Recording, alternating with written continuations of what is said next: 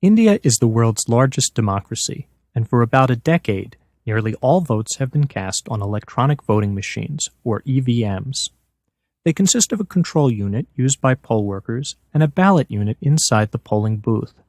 There is a single race, and the ballot unit has one button for each candidate. Let's run a small election using a real EVM. When a voter arrives, poll workers press this button to allow one vote. The voter then presses the button for their candidate, and the vote is cast.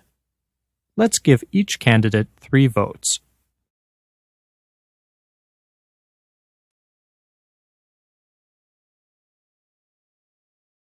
Later, the votes are read from the EVM during a public counting session.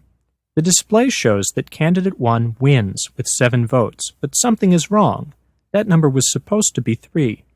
Somehow, 1 vote has been stolen from each of the other candidates. Now we'll open the machine and show you how we tampered with it. Indian election officials haven't let voters see inside. The EVM contains a simple computer with a processor and memory to store votes. We made the machine cheat by tampering with the hardware. We opened the machine and replaced the real display with this dishonest lookalike version, which lies about the election results. As you can see, the 2 displays look nearly identical. We built our version in a few weeks from parts costing just a few dollars. Under the displays, we had a small chip that replaces the real results with dishonest ones, and a Bluetooth radio that lets us wirelessly signal who should win. Criminals could install a dishonest display at any time before the votes are counted, possibly years before the election. Here's a second way criminals could cheat. They could also change votes while the machines are stored between the election and the public counting session. To prove this, we built a small vote-stealing tool. It has a dial to select the winning candidate, and it clips directly to the memory chips that store the votes in the EVM. The attacker just attaches it momentarily, and it rewrites the votes. This attack leaves no traces and makes sure our favorite candidate wins. Another alarming problem is that the software that counts the votes is stored in chips that are designed so that the software cannot be read back out. This means not even the Election Commission of India, India's highest election authority, can verify that the correct software is in the EVMs. Yet the software in the chips could be dishonest, or the real chips could be replaced by dishonest lookalikes, and nobody could tell. Meanwhile, experts for the Election Commission of India seem to think that the fact that nobody can verify the software actually makes the EVMs more secure. The program itself is frozen. It cannot be entered. It cannot be read.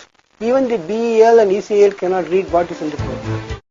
Remember the man behind the curtain? What if that unreadable code is dishonest? Indian elections employ safeguards against fraud, but this does not prevent our attacks. One safeguard is that poll workers perform a small mock election to test the machines before voting starts.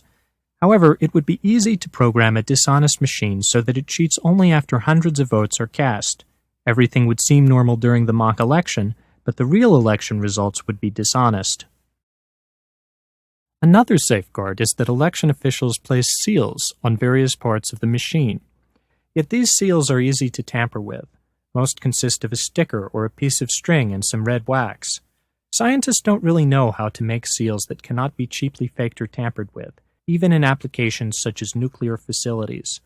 Low-tech voting machine seals are an extremely weak defense.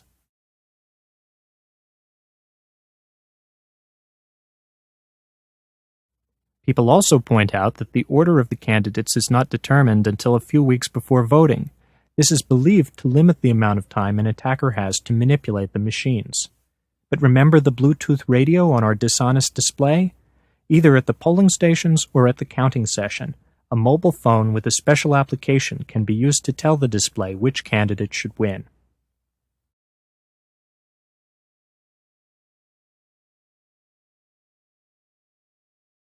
You have witnessed attacks that can change election results on real EVMs in real scenarios. We believe this settles the debate. India's EVMs can be tampered with to steal votes.